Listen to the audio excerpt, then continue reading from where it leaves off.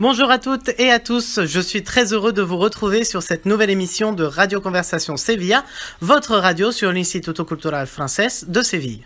Aujourd'hui, nous allons nous intéresser à la COP 21. Mais savez-vous ce que c'est réellement ? Eh bien, il s'agit d'une conférence qui a eu lieu à Paris du 30 novembre au 11 décembre 2015, dont le but était de lutter contre le changement climatique. Pourquoi 21 ? Tout simplement parce que c'est la 21e conférence de ce type. Elle a réuni près de 20 000 représentants venus de 195 pays qui se sont compromis, pas tous malheureusement à la même échelle, à réduire leurs émissions de gaz à effet de serre. Et vous allez me demander, les gaz à effet de serre, c'est quoi ?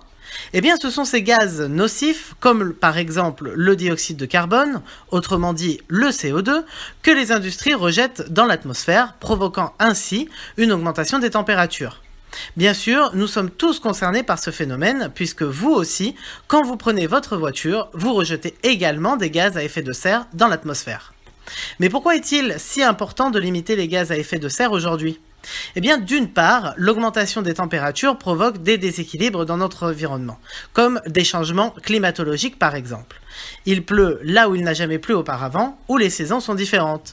Il fait doux en hiver et plus chaud en été.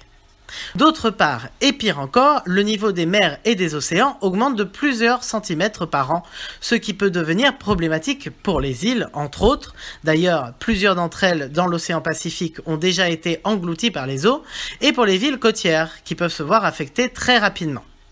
La COP 21 a donc permis la signature d'un texte de 31 pages, intitulé en français Accord de Paris, traduit dans plusieurs langues, basé sur des engagements solides. Pour vous donner une idée, l'Union européenne s'est engagée à réduire de 40% ses émissions d'ici 2030, la Russie entre 25 et 30%, et les États-Unis, qui est un grand producteur de gaz à effet de serre, à les réduire entre 26 et 28% d'ici 2025. Reste à voir si ces engagements seront tenus ou non, pour que la température mondiale n'augmente pas plus de 2 degrés Celsius. C'est d'ailleurs le thème de notre débat d'aujourd'hui. Pensez-vous que les accords passés pendant la COP 21 seront tenus ? Quelles mesures peut-on prendre pour éviter la hausse des températures ?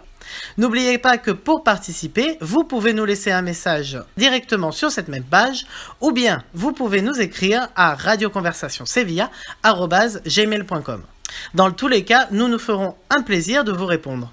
Notre programme d'aujourd'hui est maintenant terminé. Nous espérons que ces 2 programmes dédiés à l'environnement vous auront permis de mieux comprendre ce thème d'actualité. Et en attendant de vous retrouver dès lundi prochain pour une nouvelle émission, toute l'équipe de l'Instituto Cultural Francés et moi-même vous souhaitons une excellente journée avec Radio Conversation Sevilla, votre radio 100% en français.